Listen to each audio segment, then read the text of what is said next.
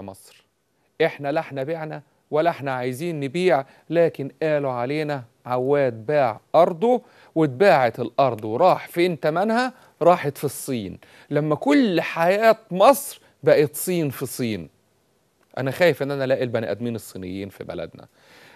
الناس شايفة كل دي موبايلات، كل دي موبايلات موجودة، الموبايلات دي كده كلها صيني، ويظهر إن إحنا هنقول عواد باع أرضه للصين. الموبايلات الصيني احنا سمعنا كلها ان هي هتقف. النهاردة الموبايلات اللي موجودة معانا صيني. انا بحيي المجلس القومي للاتصالات ان صدق بايقاف اشارة اي اتصال تليفون صيني، لان هو خطر على الحياة.